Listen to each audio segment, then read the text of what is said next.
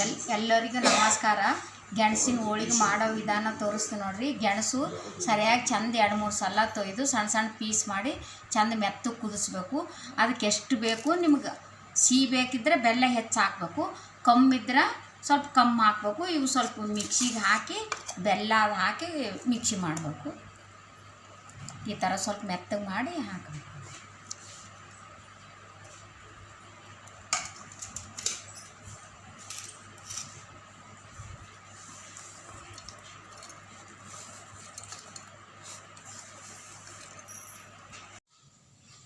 ಈಗ ರೀ ಗೆಣಸು ಬೆಲ್ಲ ಮಿಕ್ಸಿಗೆ ಹಾಕಿನಿ ಈ ಥರ ಆಗ್ಯದ.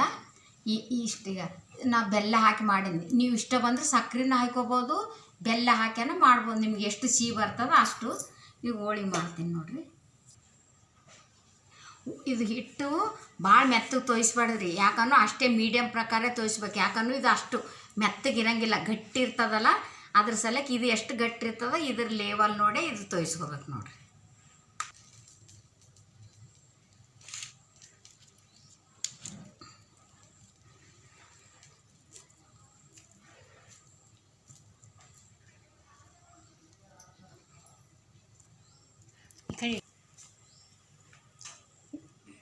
ಇದು ಊರಿನ ಯಾವ ಥರ ಇರ್ತದ ಅದೇ ಲೆಕ್ಕದ ಪ್ರಕಾರ ಹಿಟ್ಟು ತೋಯಿಸ್ಕೋಬೇಕು ನೋಡ್ರಿ.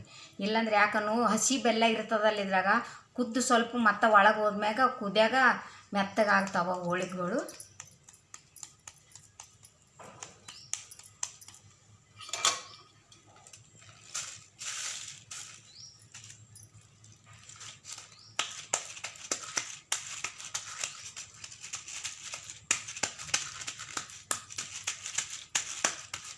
ಇವು ಯಾಕಂದ್ರೆ ಗೆಣಸು ಇರ್ತಾವಲ್ರಿ, ಅಲ್ಲೊಂದು ಇಲ್ಲೊಂದು ಸಣ್ಣ ಸಣ್ಣ ಪೀಸ್ ಉಳಿದಿರ್ತಾವೆ. ಎಷ್ಟಂದ್ರೂ ಮಿಕ್ಸಿಯಾಗಿ ಪೂರ್ತಿ ಸಣ್ಣ ಆಗಂಗಿಲ್ಲ. ಸಣ್ಣ ಆದ್ರೂ ಭಾಳ ಜಿಗಿ ಆದ್ರೂ ಅಷ್ಟು ಟೇಸ್ಟ್ ಬರಲ್ಲ.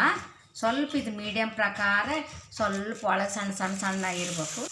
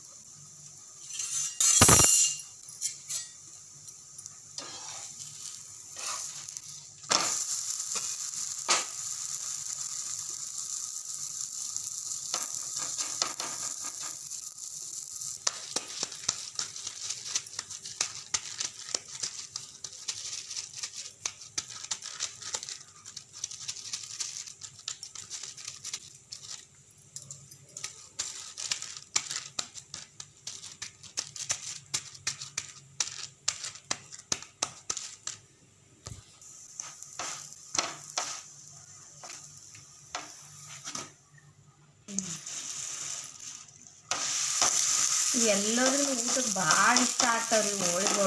ತುಪ್ಪ ಹಾಕ್ಕೊಂಡು ಊಟ ಮಾಡಬೇಕು, ಅಷ್ಟು ಸರಿಯಾಗಿ ಆಗ್ತಾವೆ.